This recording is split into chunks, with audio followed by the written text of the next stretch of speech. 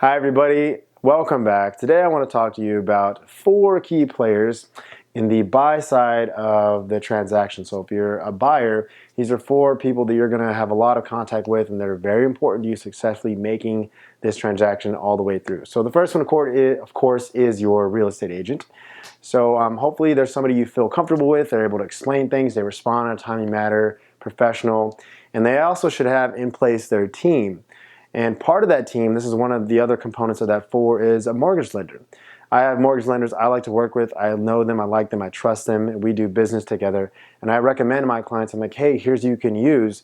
You don't have to use your agent's mortgage lenders. You don't have to use mine. Use whoever you're comfortable with. But I'm a big fan of using a local lender because if there's a problem, I can get them on the phone or go visit them in their office. If you sign up with a big corporate company, like the bigger banks, sometimes once they fill out that file, it goes off to corporate, it's a lot harder to make things happen.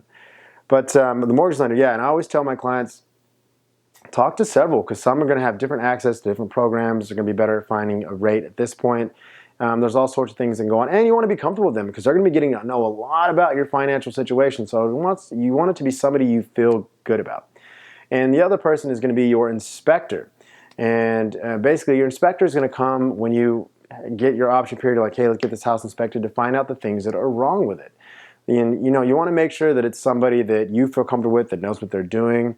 There was actually a recent change to the requirements of becoming an inspector as of March 2021. I'm going to do another video on that, so watch out for that. But this person is going to look at the foundation, any plumbing issues, the roof, and the HVAC. Those are the big 4, and termites too. What they can look at. And now if it's something beyond the scope of that general inspection, they'll say, hey, we recommend you get a specialist in here, like a plumber, to come check this out. But the inspector is very, very important, okay? And the last little piece of this puzzle is the title company. Now, the title company is going to be there to help you make sure there's no weird liens on this property. If somebody tries to sue you saying, my great uncle Mitch from, however long ago, this was his property and I have the deed saying so right here, they are going to fight for you. And it's like a form of insurance. It's very, very important. So I'll give you some examples for title company because people don't fully understand when I try to explain that. Let's say that you buy this house and you don't go through a title company and you build this beautiful porch and it's amazing and it wraps around the front of your house and the side of your house.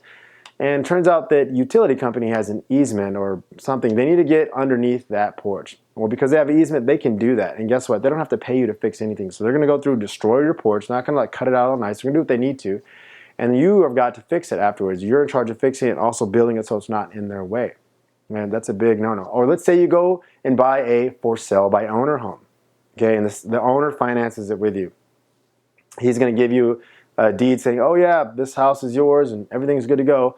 5 years later, his ex-wife comes in the picture and says, actually, my name was on this deed as well. You need to pay me for my share of this house. That would be a big red flag.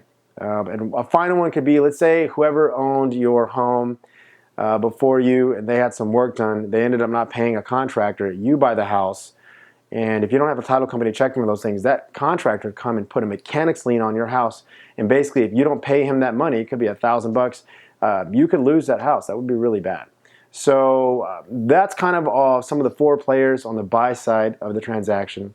So if you have any questions, put them in the comments below. DM me, email me, call me. I'm here to help you. And that's it for today, everybody. I will see you next time.